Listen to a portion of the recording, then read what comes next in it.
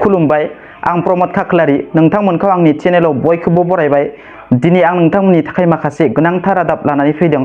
अन्नानै भिडिअखौ जोबजासिम नायलां।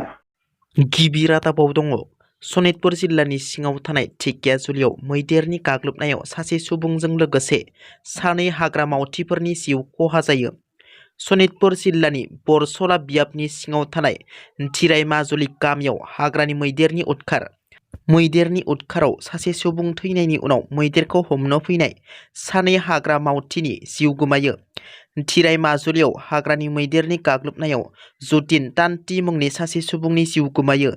बिनि उनाव लोगो लोगो दिनै फुंबिलियाव कुलिसर बर' आरो बिरेन राभा मुंनि सानै हाग्रा बिफाननि मावथिफोरखौ खास्रि बिस्रियै बुथारो हाग्रानि मैदेरा। बुथार जानाय सानै हाग्रा मावथिफोरा अमरिबारि रेन्जनि होनना मिथिनो मोन्दों। BPFनि सायाव गोख्रों रावजों गाग्लोबदों बिटिआरनि गाहाय प्रमद बर'आ। BPFनि नांगोला जेबो खामानि गैया। थांनाय 17 बोसोराव रायजो राजाफ्रा BPFखौ अनदोंमोन। लकसभा बिसायख'थिनि उनावनो नांगोलनि सावगारिया गैया जालांगोन। बिसायख'थि गेलेनो मानसि गैया जालांगोन। कंग्रेस आरो BPFनि जेबो मुद्रा गैया। बिथांमोननि सावगारिखौ बावगारलांगोन होननासो बिसायख'थि गेलेदों। BPFनि बिजाथि खाम्फा बरगयारिया मोजां सुबुं नाथाय रायजो राजाफोरनि खामानि मावनो हानाय सुबुं नङा होननानै बुङो प्रमद बर' बिथाङा। ब्राजिलनि गंसे हटेलाव गिख्रंथाव अर खामनायजों 60 सुबुंनि जिउ खहा जायो। ब्राजिलनि पर्ट' एलेग्रे नोगोरमानि गंसे हटेलाव गिख्रंथाव अर खामनाय जाथाय सोमजियो।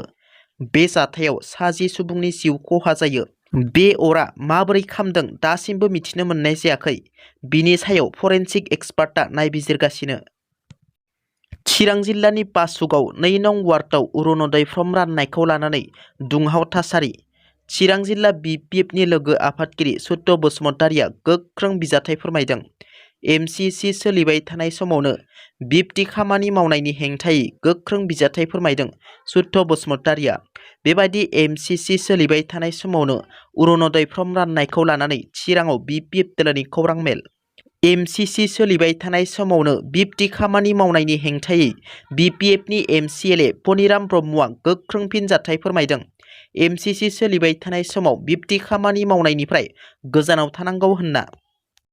पायनार एकाडेमि बर'मानि गासै 27 फरायसाफोरा JEE मेन्स आनजादाव उथ्रिसारनो हादों। दाखालि फोसावजालांनाय JEE मेन्स आनजादनि फिथायाव पायनार एकाडेमि बर'मायाव फरायनाय गासै 27 फरायसाफोरा उथ्रिसार जानो हादों।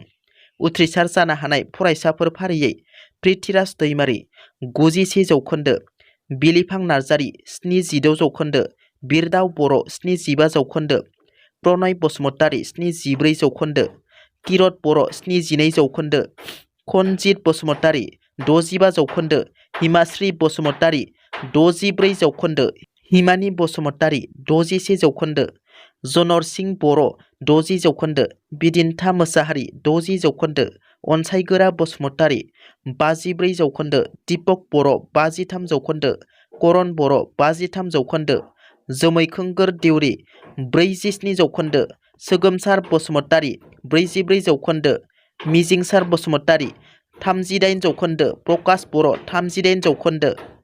दिनैनि रादाबा एसेनोसै।